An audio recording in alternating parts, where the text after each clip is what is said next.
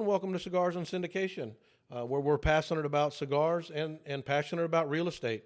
I'm Robbie. I'm here with Jay. Today we're going to be smoking a fabulous cigar so far, and we're going to talk about the NAR and all that lawsuit stuff that goes along with that. Hey everyone, welcome to Cigars and Syndications. My name is Junaid Noor, and we are passionate about cigars. We are passionate about real estate and everything that has to do with real estate.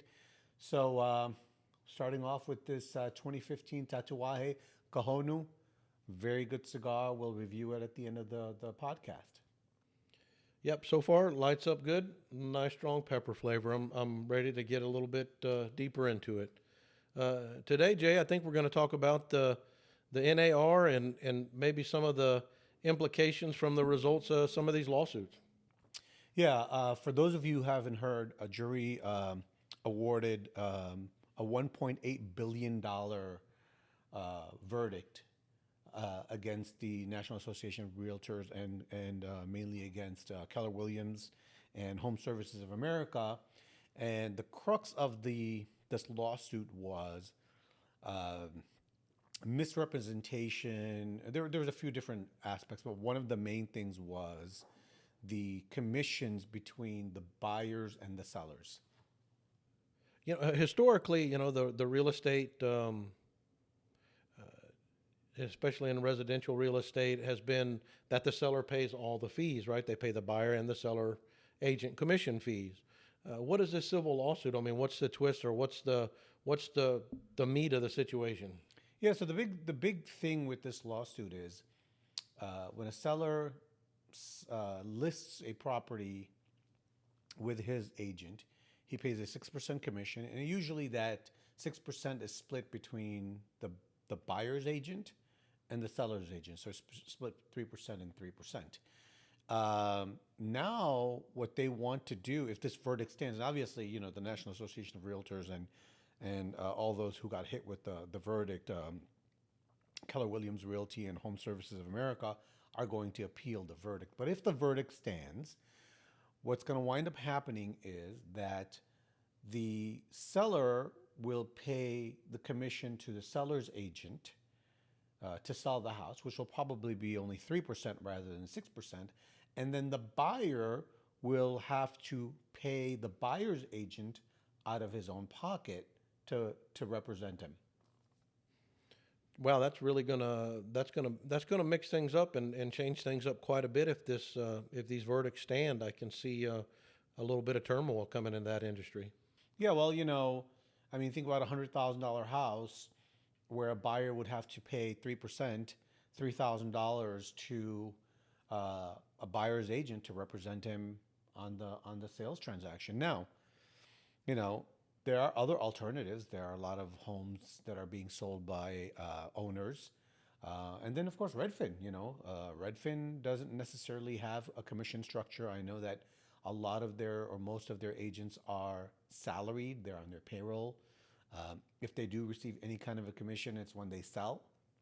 But Redfin can easily adapt to this and keep people on their payroll, and those people are representing the buyers. But even Redfin will have to charge something. You can't just keep people on your payroll who are going to show houses to 20 different people. And, I'll tell you my example. When my wife and I were buying our first house in Skokie, Illinois, we looked at 30 houses. And before we were able to narrow it down to 5. Now, the only reason that our agent, as the buyer's agent, helped us go through and look through 30 houses is because they were going to get paid a commission of 3% when we purchased that house. And that commission was going to come from the seller, but they were going to get paid. Right? And so if the house is $200,000, 3% is $6,000, it's well worth your time. So now the question is, will buyers be able to pay $6,000 to a buyer's agent to show them around, or even someone like a Redfin where, they get paid a salary, but are they going to have the time to show 20 houses before they close on one deal? I think it's really going to put a strain on the buyers. I think with this market and the tightening conditions just to get an approval from a bank, you're going to have to come up with this additional cash. I don't know if they'll be clever enough to work it into the loan itself and increase the loan amount and finance that portion. But I could see this potentially being an issue for, I mean, for what seems to be a problem anyway. The down payments seem to be a struggle for most people these days. And then you got to think on the flip side of it, right? If buyers are not in the market because they don't want to pay buyer's agent, then who are the sellers going to sell to? What's going to happen with that? Yeah, I mean, I think they would just end up paying for their fees anyway, just to attract buyers. And you and I both know the reality of the matter. We've been in real estate for a long, long time. And, in the beginning, when I was younger and a lot less wiser, I would go and, I'm going to negotiate a 5% commission with my realtor. And you know what winds up happening when you negotiate a 5% commission instead of a 6%? You get ignored. You get ignored. So what happens is, and the reality of the matter is, they try to keep that listing in house, so the exposure to everybody else is a lot less. And even when other realtors look at that, so what the normal public doesn't see, but realtors do see, is at the bottom of the listing it'll say commission split. If that commission split is not 3% and it's 2.5%, then what the buyer's agents, what they do is they just ignore that and they show their buyers other houses and they'll show your house last. Yeah, no, for sure. They definitely will have some control in the situation. And I think it changes the market. I mean, I think the market's changing anyway. We're about to inject this whole AI into things. I think a lot more things are done online. Maybe harder to justify these 6% commissions. I don't know. But it'll definitely have a shakeout in the industry. And who's really the one pushing the issue? Who's filing these lawsuits? And I mean, 1.8 billion, that's a substantial settlement. How does that even come to fruition? Well, the 1.8 billion is for anybody who closed their home between April 2015 and June 2022 nationally. So they'll get some kind of a refund back. I'm sure the attorneys are going to make the most of the money anyway. Whenever there's a class action suit like this, the attorneys that represent the plaintiffs who get the award get paid first. They get their expenses paid first, then they get their percentage paid first, and then everybody gets like $50 each, something like that. So you know how this works. But the reality of the matter is that it's going to change the industry a lot. A lot of when you have experienced people like you and I, we don't really need realtors to guide us through. But a lot of first-time home buyers really need the realtors. They need them to help them, understand, what the deal is, what escrow is, and what they're asking for, and negotiate on their behalf. And it's always better. I always like to have somebody negotiate on my behalf, because when I'm negotiating directly with a seller, whether it's a commercial property or a residential property or anything, it becomes too emotional, right? So when you have somebody in the middle who's negotiating, it takes the emotion out of it. And I think a lot of these home buyers are going to, the first-time home buyers especially, are going to miss out on that opportunity because they're not going to be able to afford, a 3% commission out of pocket for their realtor. Yeah, and the NAR is one of the largest lobby groups in the country, and I can't imagine they're just going to lay down and let this go. I'm sure there'll be appeals. I'm sure they'll be fighting this, tooth and nail. They probably don't want to see the system and network change. It'll be really interesting, and I'll definitely keep an eye on, how this all shakes out. Yeah, they're saying that appeals are going to take about 3 years, and the NAR has been around for 100 years, and yeah, buyers have to pay the 6%, or I'm sorry, sellers have to pay the 6%. But if people are not getting paid, if the buyer's agents are not getting paid, no one's going to represent the buyers. And that's what it's going to come down to. Yeah, and the proceeds are coming out of funds, typically provided for by the lending institution. Now, I could understand if it's a $1 million home and then you negotiate it to maybe 4% because the hard commission is going to be much higher. But average homes, average buyers, and then living in Texas, Texas is not even an attorney state, meaning you don't need an attorney to review the documents before you close. Uh, where when I originally bought my house in Chicago, Illinois is an attorney state, so they require an attorney to review all the documentation before closing and sign off on it. Uh, so in a place like Illinois, if the buyer didn't have a realtor representing them, then it would be on the attorney to review everything and make sure that the buyer, legally everything's okay. But they're not going to negotiate on behalf of the buyer. When I bought my first house back in Chicago, our buyer's agent negotiate a bunch of things on our behalf. Like, oh, this roof is old. We want $1,000 off of here, and then we want you to fix this window, and we want you to fix that, and oh, this driveway has got a bunch of cracks in it. We want $500 off of there, and there was a lot of back and forth. But the realtor that was representing us negotiated that on our behalf, and we as first-time home buyers may have never known that that was negotiable. Yeah, I think the results of the lawsuits will definitely have impact. The results may not be the actual outcome of the change in the industry, but I think it's probably just a sign that there's definitely going to be some change. Yeah, and something similar like this happened with the title companies.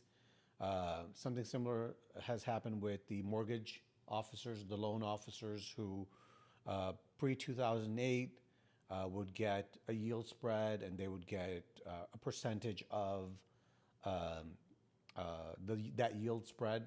And of course, there were some loan officers who took big advantage. I actually met one before 2008 happened, and Dodd Frank came into place where they limited uh, the loan officers to only pay, to salary only. Um, but there was a loan officer I talked to back in 2007, 2006, who was just like, look, if there's not 10% yield spread or a 10% spread for me, I don't even look at the loan. So there were a lot of loan officers who did those kinds of things, and they abused the system. But at the end of the day, um, you know, loan officers don't get yield spreads anymore. So it kind of shook out those types of the bad seeds. But did the public really do better?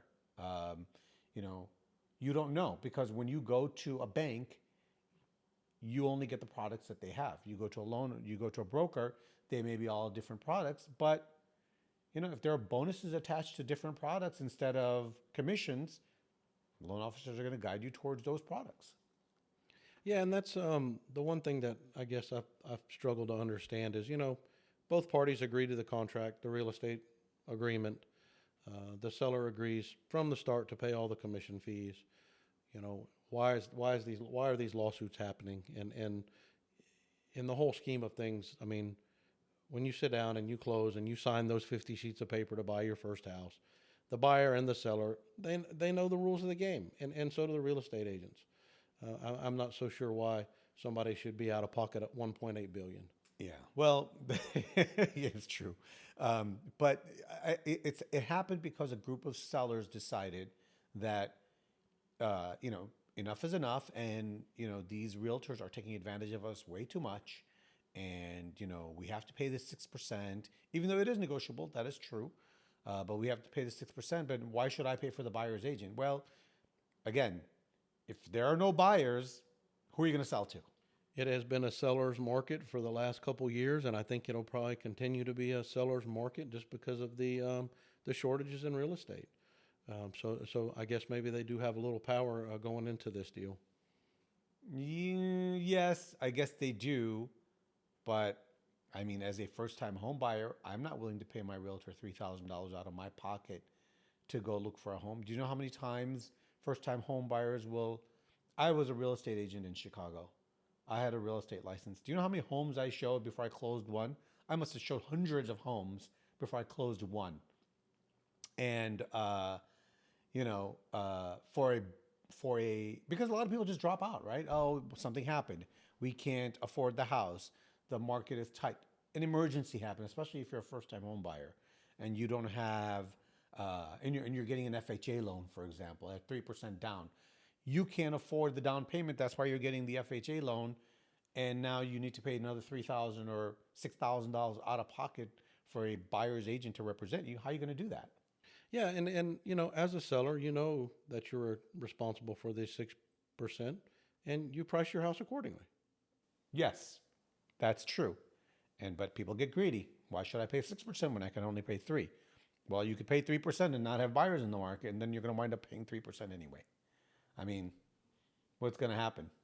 Well, after talking about this with you for a little bit and reading a few articles, I really, man, I just don't see that there's a lot of teeth in this, and I don't know that this will be the future. It may make some changes. I just like what you're saying with the sellers and buyers not having the money for the down payment. I just don't see this thing sticking. Well, unfortunately, if the verdict stands, the NAR is going to have to make changes. They're going to have to make some changes. Oh, in addition, we forgot to mention that the U.S. Justice Department is also pursuing the National Association of Realtors for something similar, because there's no competition against the National Association of Realtors, right? So they're pursuing a separate antitrust lawsuit, which is a different headache for them. But yeah, I agree with you. You know, if the verdict stands, they're going to have to make some changes. I'm not sure. The reality of the matter is always different, right? And the reality of the matter might be that sellers, as a seller, I probably would be okay to pay 6%. I've always paid the 6%, other than the first few times when I thought I was being a smartass and paid 5% and then didn't get my house sold. But I think what's going to wind up happening is what you said, is that sellers are going to wind up paying that 6% or paying an additional 2% to the buyer's agent, because what are you going to do if there are not buyers out there and there's only sellers? Well, Jay, this Tatawahe is just amazing, really good. Started off really strong, and then as I got into that second, third, it kind of mellowed out a little bit, and really getting a nice rich tobacco, but really kind of a nice leather flavor in there. Maybe just a hint of sweetness from somewhere. Yeah, you're right. So this is a Ecuador Habano wrapper, Nicaraguan filler, Nicaraguan binder. Tatuaje makes some amazing cigars. Some of them are very, very strong. This Cojonu 2015 is spectacular. I'm getting a little bit of chocolate, a little bit of sweetness, but a lot of earthy flavors and a good draw, smoking very, very well. So I recommend, if you can pick up a Tatuaje Cojonu 2015. Now, there is a big brother to this. It's called a Grand Cojonu, and that is a 6.5 by 60. So it's a 60 gauge ring gauge with a 6.5-inch cigar. So it's a much bigger cigar. Yep, I'm really enjoying this one. This is a good smoke. Hey, for everybody that's watching, man, stay tuned and catch us on the next episode. Get on albanyparkcapital.com. Check out all our articles, and keep educating yourself and be a better investor. Yeah, and hopefully, as this lawsuit goes further, and we see appeals, we'll see what the appellate courts do, if they overturn it or if they let it stand, and it'll be very interesting to see. But yeah, follow the news, follow what's going on, subscribe to this YouTube video and to our podcast, and we'll keep you up to date, and learn as you go. There's a lot of resources on our website. They're all free resources. There's a lot of articles, and we're here to teach you. If you have any feedback, let us know. Look forward to seeing you next time.